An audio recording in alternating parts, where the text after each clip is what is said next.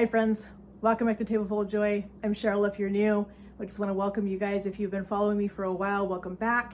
So today we are going to make a dinner roll to go with our soup that we're making. We are in a collab with Southern Wife Everyday Life and several other YouTube channels that she has collaborated with.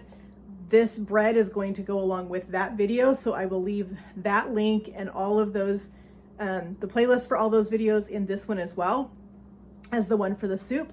We also are in the middle of a sourdough journey. We were making sourdough for the last couple of days. This was day number 4 of our discard that we needed to use up. I've been making crackers. The crackers are fantastic. We love them, but I wanted something different. I needed some bread to go with our bean soup that we're having tonight. We're having an amazing Tuscan bean soup for dinner tonight, so I was excited to make a bread. Did a little bit of research, and I found a bread using the discard. So that excites me. So that's what we're gonna do today. We're gonna make some dinner rolls that use our discard.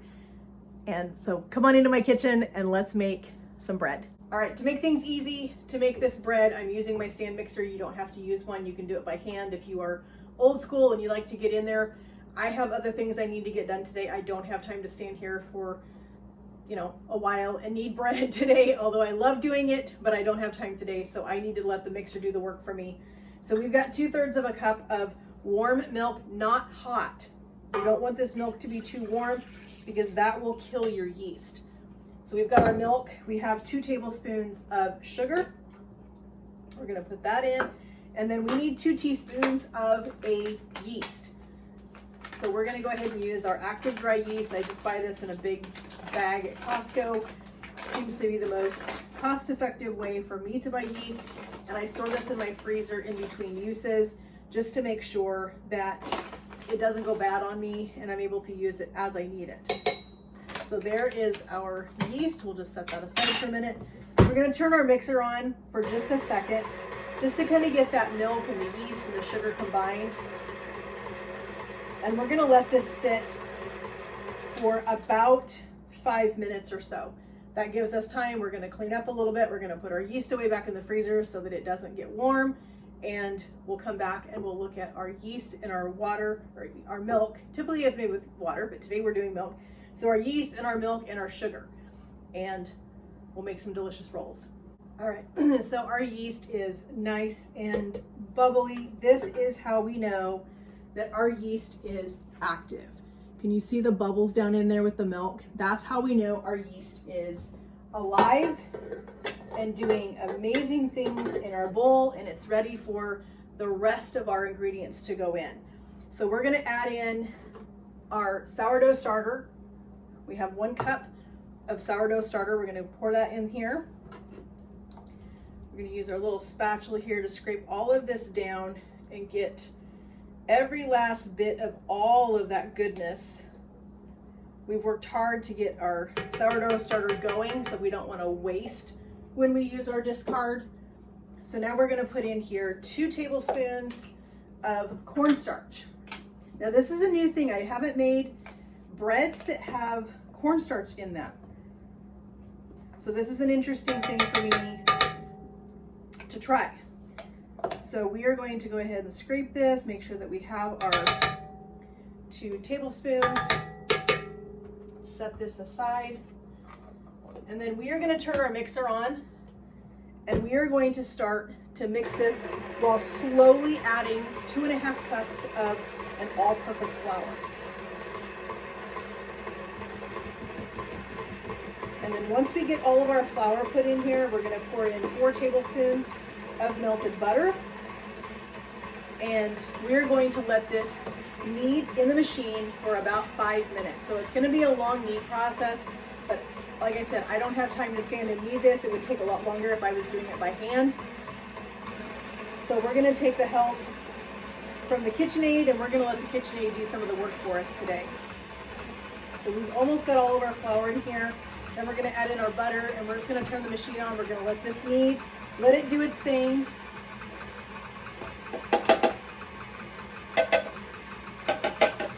I love quick, easy recipes like this that allow me to take advantage of my KitchenAid and let it do some work for me. All right, so our dough is starting to come together. Let's go ahead and put in our 4 tablespoons of melted butter.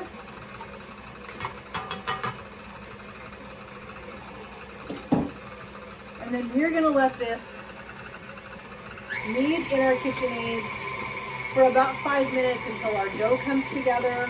It has a good soft texture to it. It's not dried out. And then this is gonna go into a bowl that has just a little bit of oil in the bottom of it. And we're gonna cover this with some saran wrap. It's gonna sit until it's doubled in size, which takes around an hour to an hour and a half, possibly 2, depending on how warm your house is.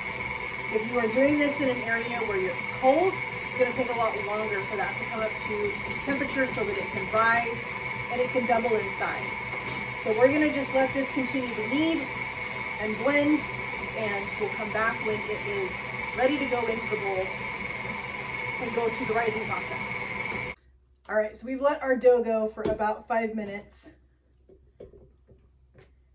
And it still is a little bit sticky, but that's what we want. We don't want this to be a super dry type of dough. It's not supposed to be, like a really easy dough to work with. This should be a little bit more sticky, a little bit more soft, because these are very soft rolls. So we're gonna get all of our dough off of our hook so we can remove that. We're gonna remove our dough hook off of here. Let's get any more dough we have on there off. So we're gonna put that in there. We're gonna flour our hands up really well before we get this out to start to work with it. All right, there we go. All right, we're just gonna use our spatula and we're gonna scrape this dough out of here and right onto this pile of flour on our board, because we're going to roll this around in our flour. We're just going to knead it just a little bit, not a lot. We let the machine do the majority of the kneading for us, so we didn't have to. But now we've got flour and we're just going to take our dough, we're just going to lightly roll this around in this flour. Just see what I mean? We're not really touching it a whole lot. We have a little bit of olive oil in our bowl. And let's take our bottom and let's put that in first. And then we're gonna flip it over. And we're gonna tuck this. This is such a beautiful dough. It is so soft and so beautiful. I'm excited to try these rolls. So we're going to cover this. We're gonna put it in a warm spot in our kitchen, which is probably the back of my stove, away from everything, away from drafts, all those things. We're gonna cover it with saran wrap, and it's gonna sit till it doubles in size. It could be an hour, it could be an hour and a half. You just don't know, depending on the temperature in your house. So we're gonna let this sit, and after we do the rising time, it's doubled, we'll come back and we'll get our rolls put in our pan. All right, friends, so we have let our dough sit over here. And look how much this has risen. Look at how beautiful this dough is. So we greased our bowl a little bit so that we wouldn't stick to the bottom. But when we put our dough in here, we did it this side down first so that we were able to roll it back over so this side would be greased as well.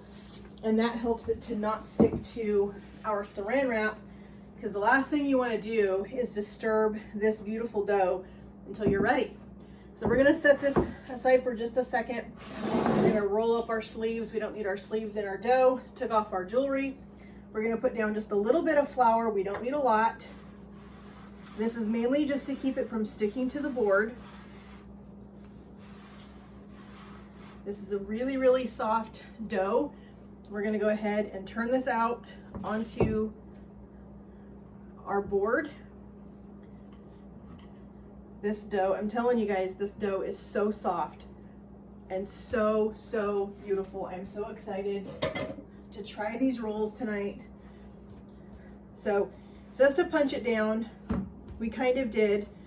So we're just gonna get this into a nice shape. We need, it says 16 rolls out of this. So we're gonna see how many we get. We're gonna go ahead and put them in a 9x13 casserole dish.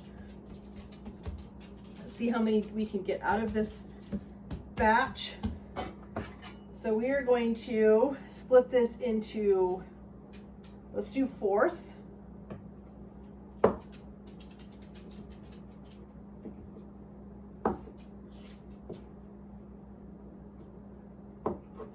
And then we're gonna go fourths again. So that's gonna give us our 16 rolls that we need. So let's go in half here. Let's go in half again, half again. All right, so there is our 16 rolls. Now we need to take our rolls. We're gonna roll these into a ball. I have never been the best at rolling them into balls, honestly. I just form them by myself because I can never get a beautiful roll by rolling it. It just does not work for me. I don't know why, it just doesn't. So we're gonna just take our dough, we're gonna just form these into balls. And we're gonna put these right into our dish over here. We're gonna cover this again, and we're gonna let this rise a second time. So this time it's gonna rise until they are double in size one more time. So I know it seems like a lot of work, and that's why I said this recipe needs to be something that you wanna do when you're home.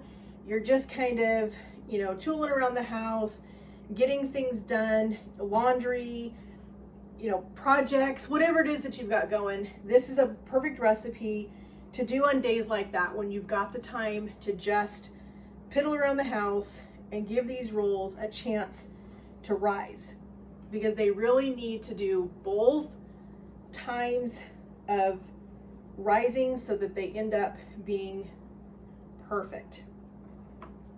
These are going to be super good. We have a couple of different seasoning options to put on these. We are going to melt some butter, and before they we'll probably bake them a little bit so that the tops are set, and then we will probably pull them out about 5 minutes early. We'll brush them with an herb melted butter so that we give some really, really good flavor on top of our rolls. But these are going to be super good. I'm going to take a little bit of this guy, and I'm going to add a little bit to this one right here, because I don't think this guy right here got enough dough. It was kind of on a corner, so I don't think he got enough. So that's the thing with bread. You can add a little bit, you can take a little bit, whatever you need to do to give your rolls the same size. Make sure things are going to rise the same. Once we get all these in here, we are going to move them around just a little bit so that we can make sure that they have enough room for these things to rise, that they are going to rise so that they're touching.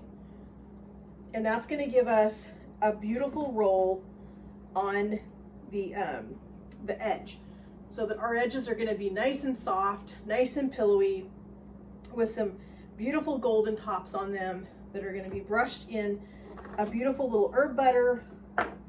And these are going to be amazing with our Tuscan bean soup that we're having tonight. As I said, the recipe for the Tuscan bean soup is part of a collaboration that is coming out on Friday, the 24th, I believe it is. And so when you guys watch this video, if you haven't seen the Tuscan bean soup recipe, head on down to the description in this one, and the video will be linked down there for the playlist for everybody that collaborated on that particular one with, as I said, her name's Tamara from Southern Wife Everyday Life. Amazing channel. I love watching her. I just found her a while back, and I'm super excited that I get to be a part of this collab with all of these amazing people that put so much time and energy into their YouTube channels. You don't really know how much time goes into these things until you start doing it yourself. And when you start doing it yourself, you're like, wow.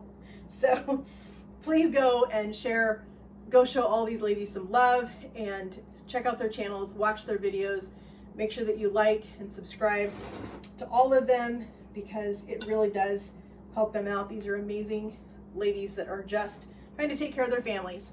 So these are our sourdough discard rolls. These are looking beautiful. We're going to go ahead and cover these up again with some saran wrap, And I think what I'm gonna do, I think I'm gonna give these just another light little spritz. Just like that, because I wanna make sure when I pull my saran wrap off the top of these, that it doesn't stick to the dough, so that when I pull the saran wrap off, it's gonna pull the top of the dough off. We're gonna lose our height. It's just gonna be a mess. So make sure that you always have them nice and oiled up, ready to go. So we're gonna grab our saran wrap and we're gonna go ahead and cover this. And we're gonna put these, as you can see, my box of saran wrap has seen better days, but it's still fine. So we're gonna get a piece ripped off here if we can and get our rolls covered up. You know, I think whoever invented saran wrap, I love the idea, but the containers are the worst. It's the worst trying to get them out of the boxes and trying to get them cut, and it wants to stick together, and the struggle is real with saran wrap. It's not the easiest thing to work with in the kitchen.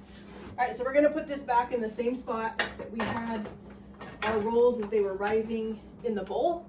And we're gonna let those sit there for probably another hour, maybe an hour and a half, just depending on how warm your house is. Like I said, I have my oven on at 350, which is what I'm gonna bake these at. So that's actually helping my dough rise a little bit quicker. So you can do that if you want to. You can put it in your oven with your oven light on. That produces a little bit of heat and can help rise your dough. You can put it in a warmer spot in your house if it's warmer than in your kitchen. Cover it up, whatever you need to do to get that dough warm and to get that yeast really rising in your pan. We're gonna let these rise and then we'll come back and we'll bake them. All right, so our rolls have risen. They're nice and fluffy and beautiful. We're gonna put these in a 350-degree oven. We're gonna bake them for about probably 10 to 15 minutes, and we're gonna check them about halfway through so we can brush some melted butter over the top of them once our tops start to get a little more set. I don't like to brush them with butter when the dough is still really soft, because that's a good way for you to tear your dough and to really create issues. And so I like to let them cook for a little bit, pull them out, brush them with some herb butter, put them back in, let them finish, and then they'll be perfect. All right, so we kind of had an epic fail here a little bit. This is the rolls. I am not sure if when I sprayed the rolls, I didn't get them all the way sprayed so that the saran wrap didn't stick, and when I pulled it off to put them in the oven, if it deflated them. I'm not quite sure what happened, but we all have these things that happen in the kitchen, but we're still gonna finish cooking them. We're still gonna eat them. They're still gonna be delicious, because all it is it's just they're not as tall as I would like for them to be. But we are still gonna move forward with it. We're gonna grab our brush. We're mixing in a little bit of our chemos. This one is the herb, garlic, and cheese spread. We're just gonna mix this in with some butter, and we're just gonna brush this over the top of our rolls now that we've got a good surface to put it on. We're gonna put these back in the oven. They're still gonna be good with our bread or with our soup tonight. But this is just something that happens when you're cooking real food in the kitchen. Not everything is gonna turn out perfect. Doesn't mean that it's not gonna be edible. They're just not gonna be as tall and beautiful and fluffy as I had hoped that they would be, but I'm sure that they're still gonna be delicious. So we are gonna finish these with the rest of this butter. We're gonna get these back in the oven and let them finish baking. They probably have about another 10 to 15 minutes to go before they're all the way done. So we're gonna put them back in the oven and let these finish cooking, and we will let you see how golden brown at least they'll be golden brown. They may not be tall and fluffy, but at least they'll be golden brown. We'll still be able to separate them.